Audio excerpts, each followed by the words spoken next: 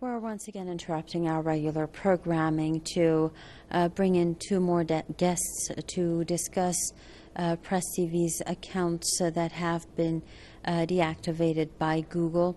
The same thing, as we've told you, has happened to the sister channel Hispan TV, the Spanish language news channel that's being broadcast from Tehran.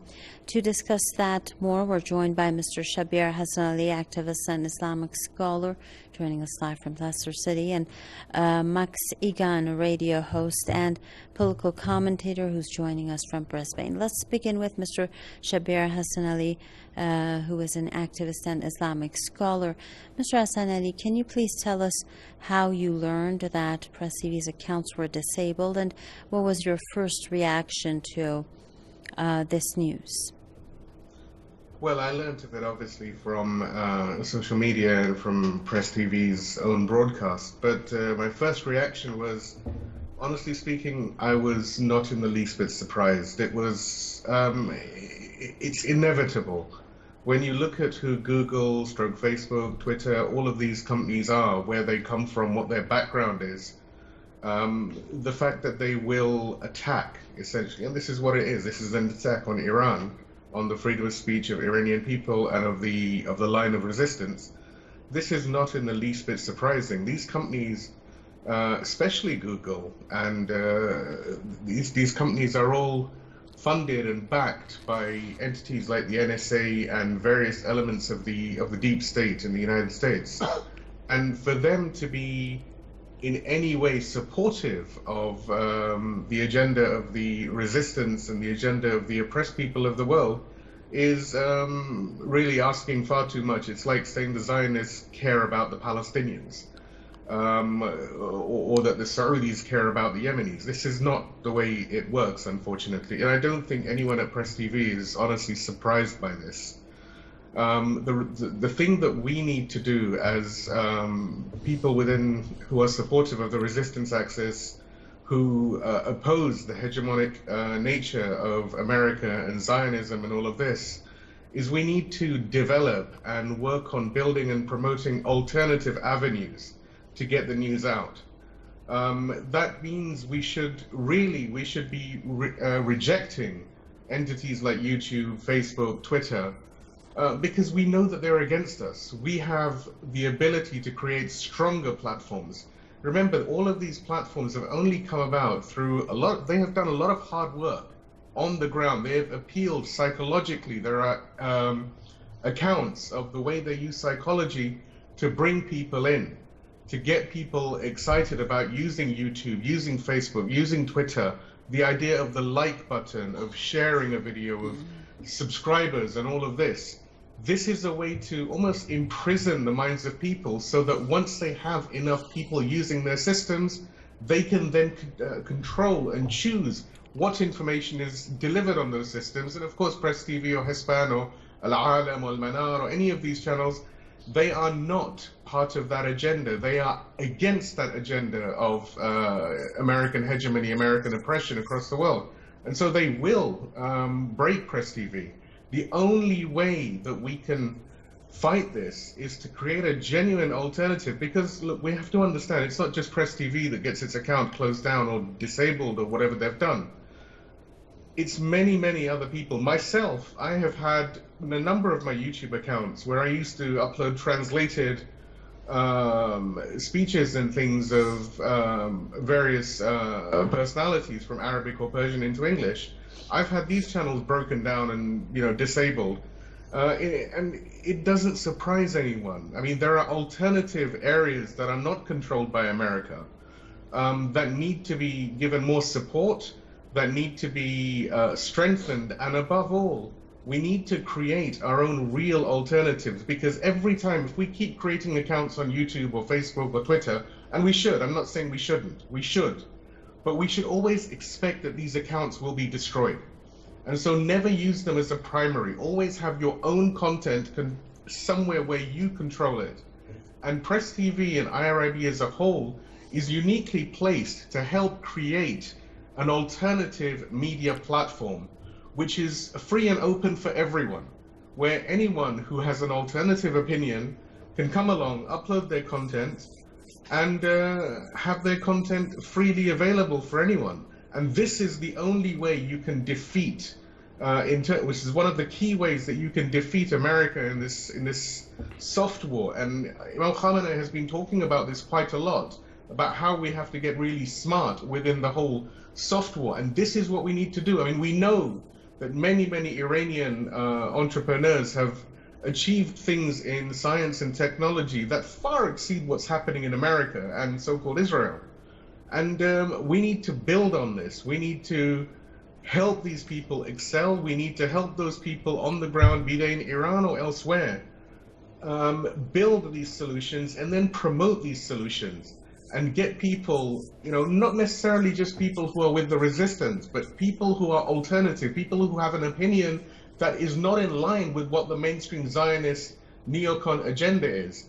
And that way we can provide a real alternative and not be held ransom to people like YouTube, because YouTube is a monopoly.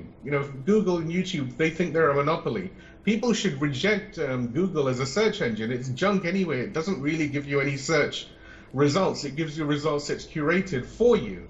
There are many alternative open source search engines that should be used. I could name some, but I don't believe it's right for me to promote them over here. But there are many. People just need to look around and see that there are alternatives to all of the Google services, and in fact, in many cases, better and more open alternatives. So there is no need for people to be dependent on YouTube. And I think PressTV, in a way, it's a badge of honor for PressTV to have been deleted by or disabled by YouTube. This means it's doing something right. And so it needs to come back onto YouTube, sure, but at the same time, it needs to work on an alternative platform. I cannot emphasize this enough. Thank you very much, Mr. Shabir Hassan Ali. We will come back to you, but for the time being, let's go back to Mr. Max Igan, radio host and political commentator, to get his opinion on the same issue. What was your first reaction? Were you surprised, Mr. Igan, to hear that PressTV's accounts had been disabled? Of course, here at PressTV, as Mr. Hassan Ali mentioned, we were not surprised at all. We've had this experience 4 times before. Also, Hispan TV has had similar issues before, but basically, what was your first reaction when you heard this? Well, I would like to echo the sentiments of your previous guest. I mean, I agree with everything he said, and it was no surprise to me. It's something that I actually predicted back when Google acquired YouTube and it started all moving into one big conglomerate. You started to see why they were doing this. It's so they can have total control and lock people out. And it isn't just PressTV. They disabled my account a couple of weeks ago as well. They told me it was for 3 months, but it only ended up being for 12 days, but kind of a slap on the wrist, a bit of a warning for my reporting over Christchurch. And we're seeing this with everything. If you say anything that the mainstream doesn't want, then they will simply disable you and they will hide the information and sweep it away. And we absolutely do need to move away from these platforms and start finding alternatives. And what they're doing really, I mean, they're setting it up to get everybody completely dependent upon Google. So Google runs everything. Even when you get it by a smartphone now, you've usually got to sign into your Google account to even access your smartphone to even begin with. And that gives them the ability to be able to lock you out of the most essential services that you're using on these devices simply because you have a Google account. If you say or do anything that Google doesn't want you to say or think or do, then they will simply disable you and they'll lock you out. And when you've got a society growing up with these devices, the kids that are growing up and they are virtually enslaved to these devices have created a digital interface, a digital barrier between us and the real world.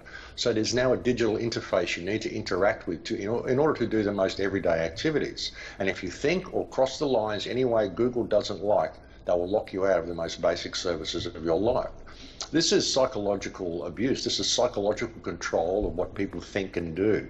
Do not say or think the wrong thing or we'll exclude you from the world, because the world is becoming the virtual world for everybody. We've got to see where we're being led with all this. Couple this with the social crediting system that they have in place in China now, which is also being put in place in Darwin in Australia here. They're moving towards a social crediting system, all based on trust scores on what you think and do, what apps you're using, what you're watching on YouTube, what you're doing on Facebook. All of this sort of stuff is being correlated and gathered, and people are having marks put against them, and simply you get blocked out of certain services if you don't think the right way. And yeah, I have no surprise that this is happening to Press TV. And as your previous guest said, it is a badge of honour that you are saying something right. You know, Google doesn't want this information getting out to people. They don't want anyone thinking outside the lines. And it's just get more and more like this. So we absolutely need to find alternatives. And we need to start ditching some of this smart technology that they're rolling out to us. The smart technology is the problem. It's a huge problem that people don't see.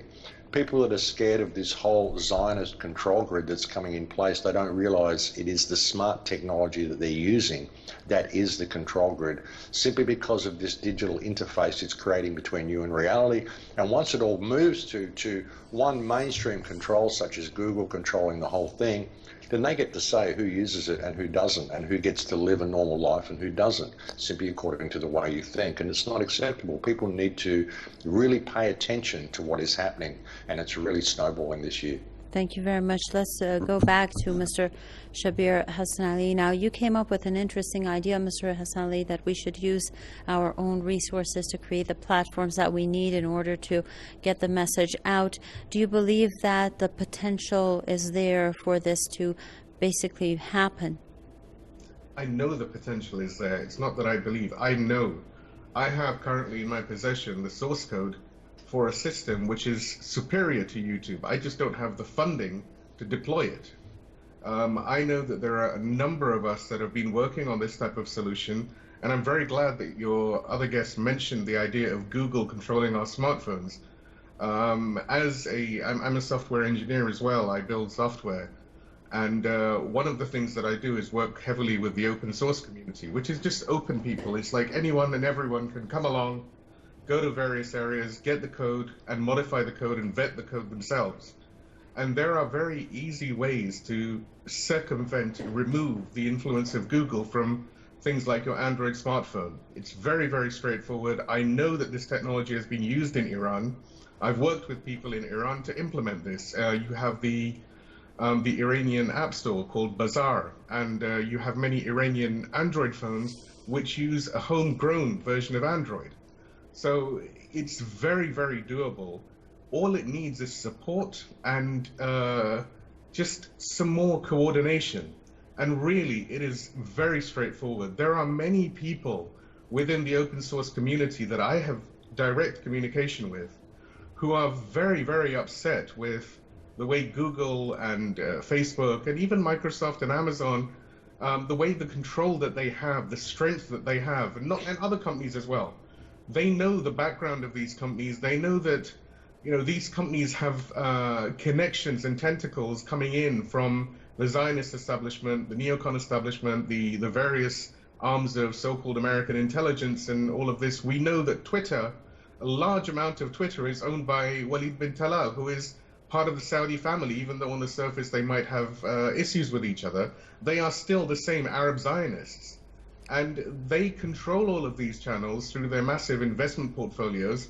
And that doesn't just mean that they've come along and put some money in and they're taking a back seat. No, they put the money in, and then they actually work to control and sort of guide the policies of these organizations. So while some of these organizations may have started out innocently and as like genuine projects, they have been corrupted, and we need to collectively, as the free people of the world, create this free internet. The software is out there. I have right now, I'm looking at it as I'm speaking to you, the source code for a complete YouTube replacement. One that works, that looks very elegant, that's mobile friendly, that's friendly on every device, Windows, Apple, Linux, whatever. But we don't have the funding. This is the problem. If we can get the funding, then we can deploy. But this type of project is not cheap, and I know that the funding is available. It's just a case of finding the right people and moving forward with it. And this is what we really need. I mean, this is why I'm saying IRIB needs to champion this as a real alternative project. Because, I mean, I'm willing to hand over all the code that I've got to IRIB. I have no issue with this.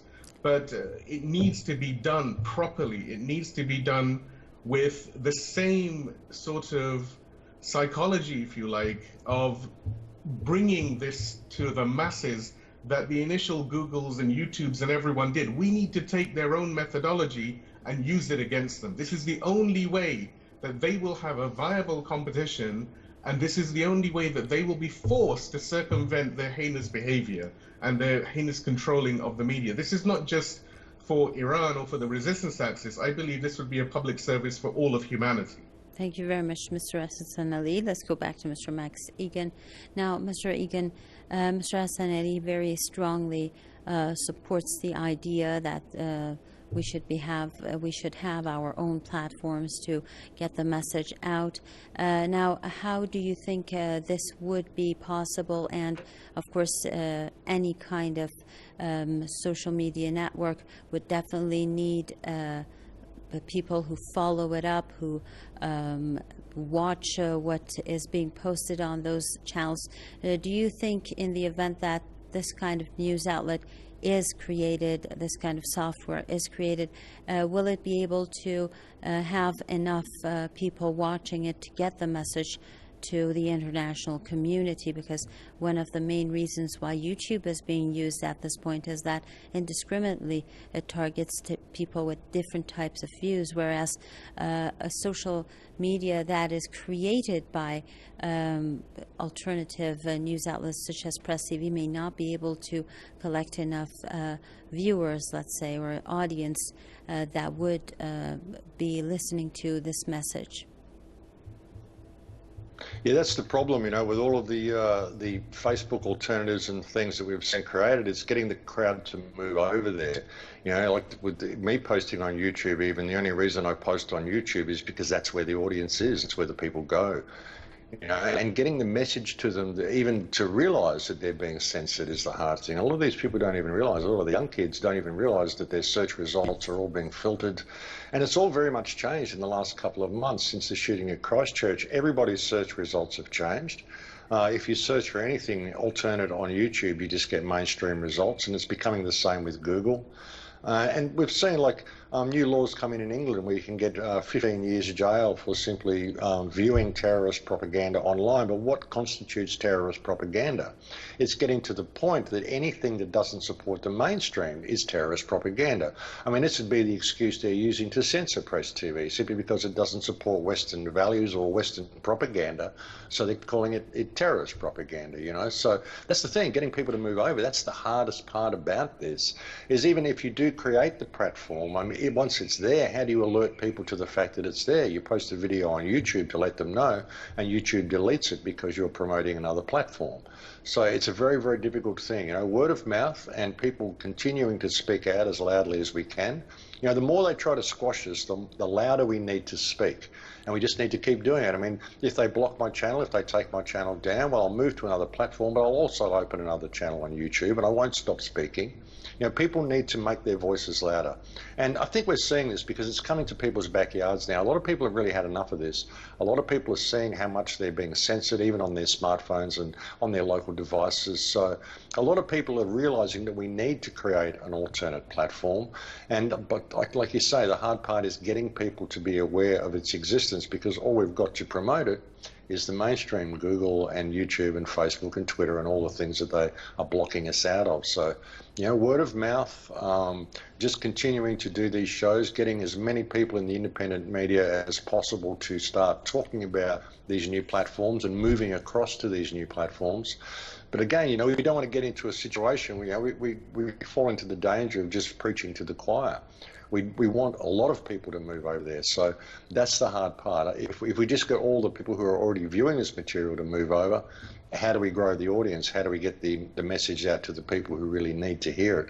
That's the difficult thing. So, every avenue we can find, every method we can employ, and like I said, the more they try to squash us, the louder we need to speak and just keep going. I mean, ultimately, we're just dealing with people anyway.